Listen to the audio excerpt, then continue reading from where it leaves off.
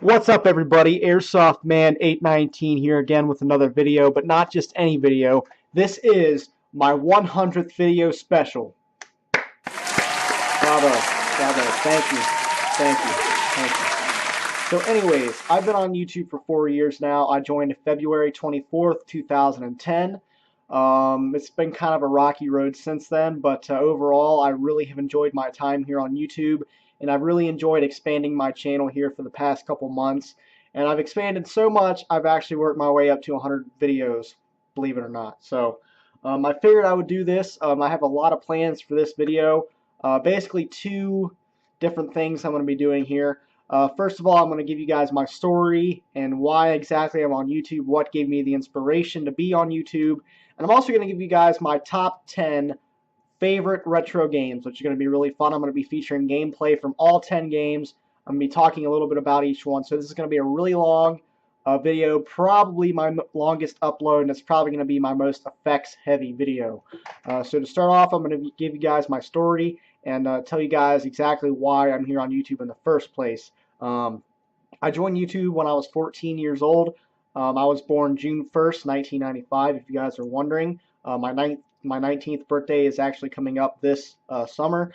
And I was 14 years old, and I was just starting to get into a little sport called airsoft. And what airsoft is, if you don't know, is basically a sport where you use these fake guns that shoot plastic projectiles. And you basically, it's like a war type of thing where if you get hit once, you're out, kind of like paintball. And I really got into collecting airsoft guns at the age of 14. So I was on YouTube all of the time back then, watching reviews on airsoft guns to pick which ones were the best, obviously, because I didn't really like reading written reviews, so I figured it was easier just to go on YouTube.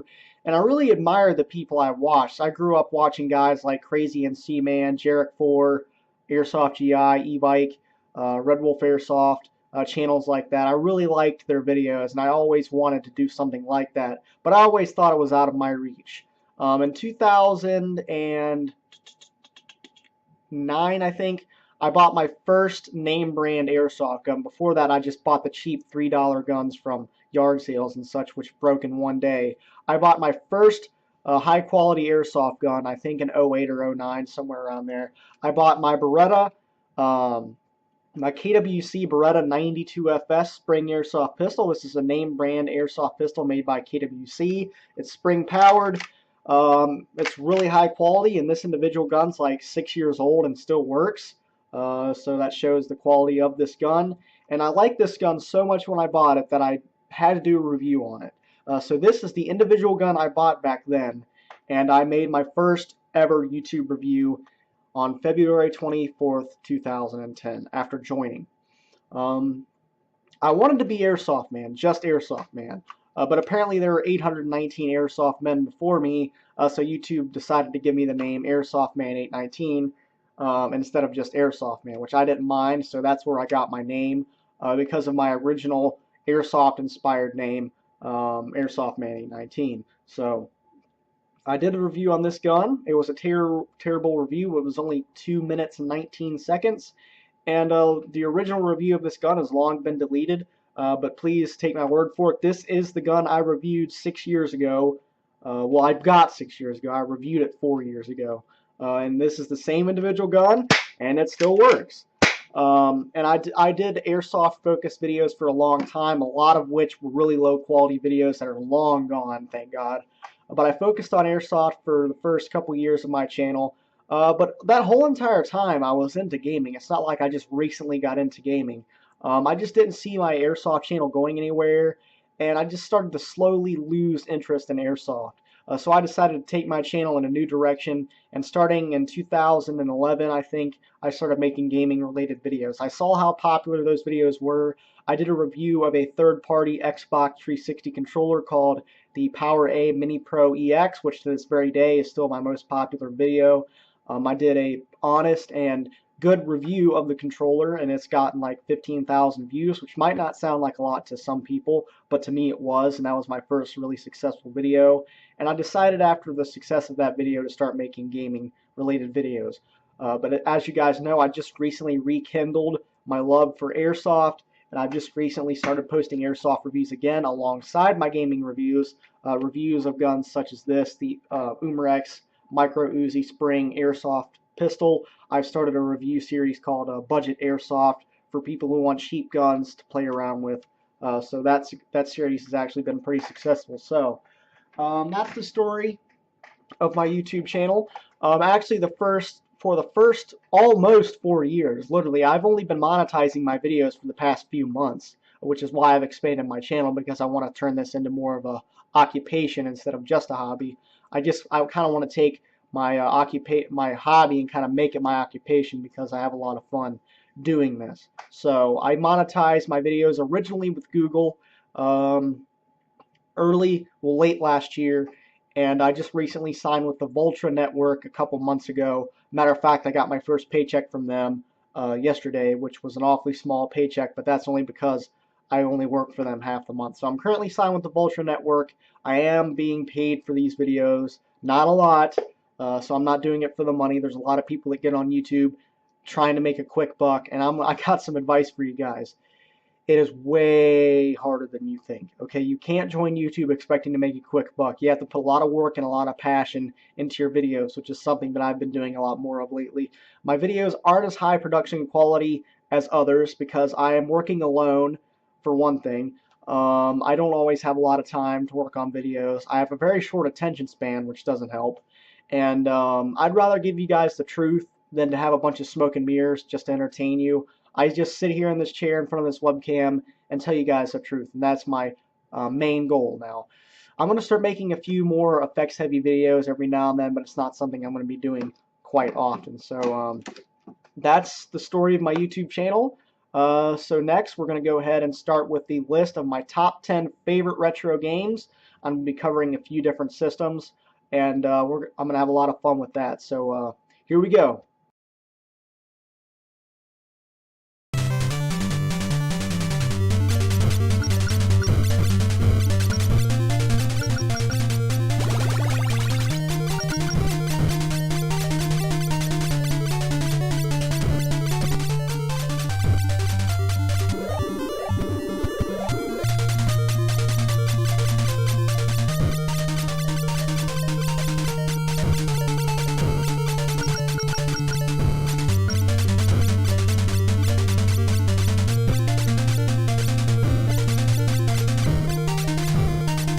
Okay, so number 10 on my list is a game called Zanac. This is a shoot 'em up game developed in 1986 by FCI. It was ported to the Nintendo Entertainment System, and it's basically the first shmup that I ever played. It's terribly difficult, and the power-ups are kind of limited because it's an older game, so that's why it remains number 10 on my list. But it is one of the first games that has adaptive enemies that adapt to your skill level, and it's a very difficult and challenging game, so that's exactly why it's on the 10th spot of this list.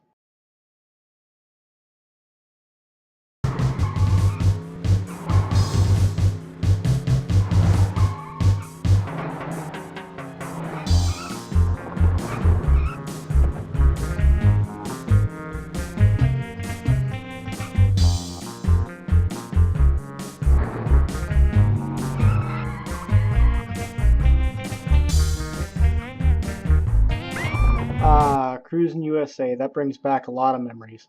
Cruis'n USA is one of the first 3D type racing games that I ever played, and I had a lot of fun playing it. It was very frustrating for me as a kid. The gameplay is very archaic and very easy to pick up and play, but the game's somewhat lackluster graphics and a lack of vehicles make it number 9 on this list.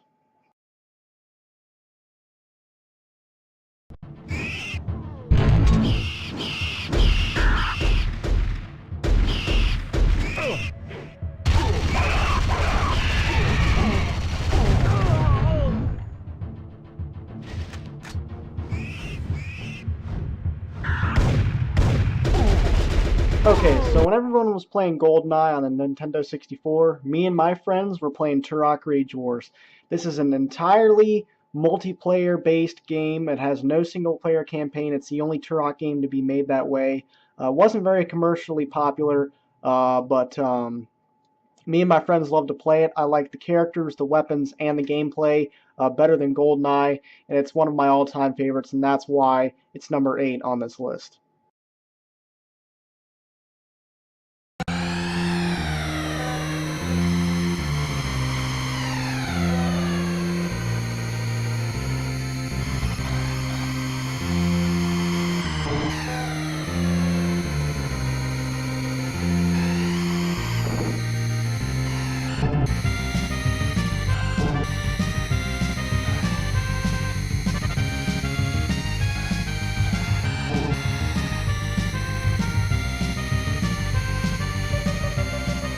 F-Zero. We are going really far back in my memory banks with this one. This is the first racing game I ever had any experience with. I played this game on the Super Nintendo way back in the day, and I used to always die on the first race because you can't touch the walls. But it's got really fast-paced gameplay, plays really smooth, it's really fun, and it's a definite must-play for any fans of the Super Nintendo.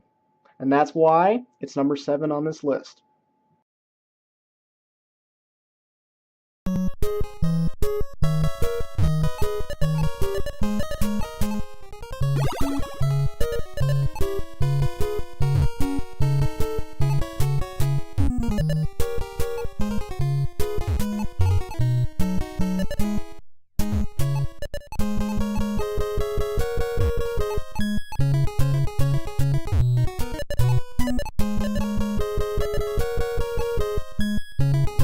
Okay, so number 6 on my list is a little game called Tetris. And I'm sure you guys probably know what Tetris is by now because most people do. But it's a very basic puzzle game. The objective of the game is just to make straight lines. Every time you make a straight line, it disappears, and you have to stack more blocks. You get different blocks of different shapes and sizes. You have to organize the blocks into straight lines to get points. The longer you play the game, the faster it gets. And overall, it's my absolute favorite puzzle game, and that's why it's number 6 on this list.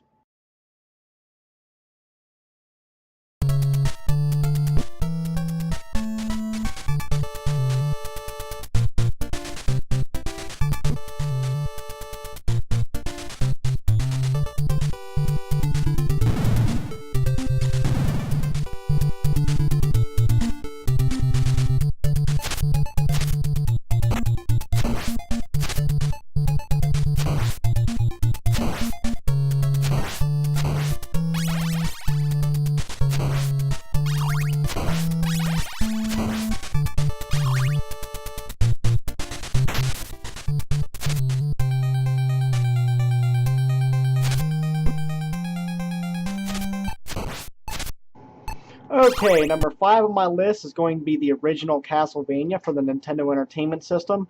I actually didn't play Castlevania back in the day, but I just recently started playing it. It's a very addicting game. It's really fun. The basic objective is the game. You go into Dracula's castle to kill him. There are several different end bosses in your way. You collect hearts to replenish your weapons. You collect pork chops to replenish your health. And you basically just go around whipping zombies and monsters with a whip. It's a really fun game, but it's also really difficult, and that's why it's number 5 on this list.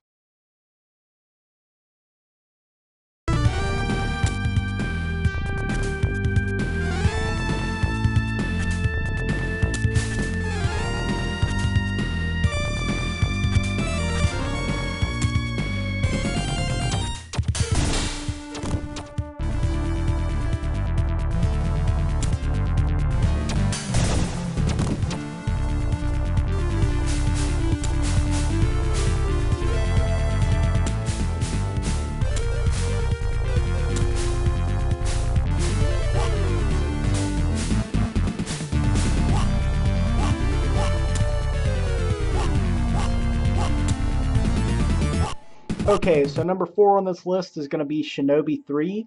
This was a game released for the Sega Genesis. It is the sequel to Return of Shinobi, and it basically takes the good parts about the first 2 games and makes them better. The controls are very fluid. You actually do feel like you're running around being a ninja. It's a very fun, addicting game. I haven't been playing it very long, but I really enjoy it. It's very addicting, and that's why it's number 4 on this list.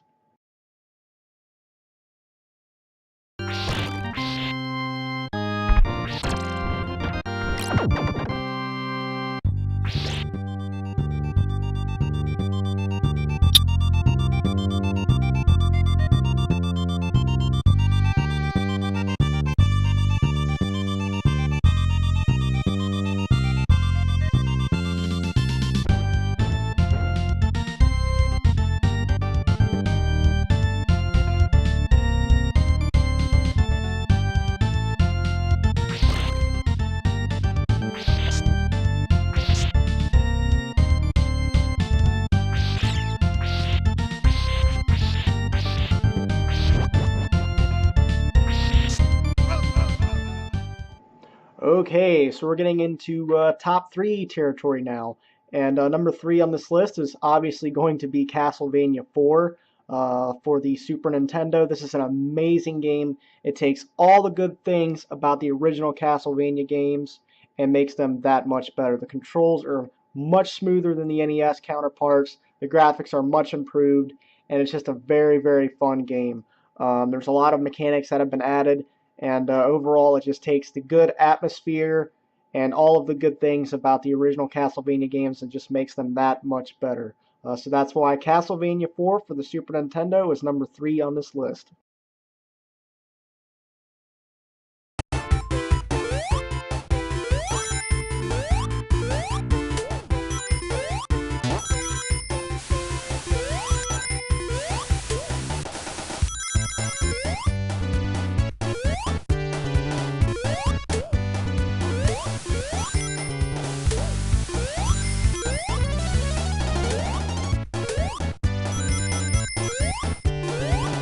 Number 2, the classic Sonic the Hedgehog. It doesn't get any more classic than this fast-paced platforming game for the Sega Genesis released in 1991.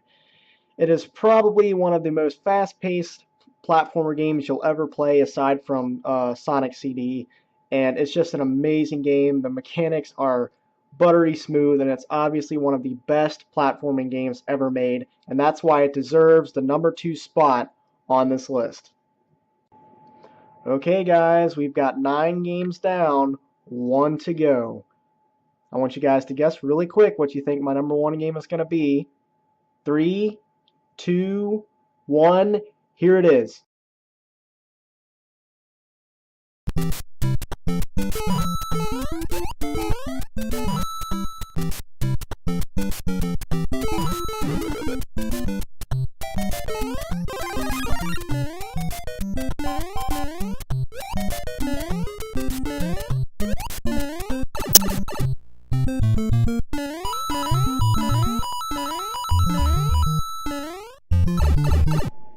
Okay, so it should have been pretty obvious that Super Mario Bros. Was going to be number 1.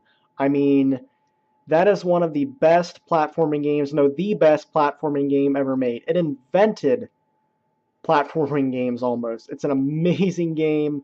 I can't even begin to describe the legacy that this game has created. From its theme songs, its mushrooms, its Goombas, Bowser, everything. It spawned an entire era of video games. Super Mario Brothers did. And it definitely deserves a number 1 spot on this list, hands down. So thank you guys for all your support. It's been 100 videos, and I've had a great time. And I look forward to making another 100 videos. I'll probably be doing a top 10 list like this every 100 videos. I had a lot of fun doing this list, and I hope you guys enjoyed watching it. Thanks for all your support again. Thank you so much. Stay tuned for more interesting videos from the Airsoft Man 819 channel. I'll see you guys later.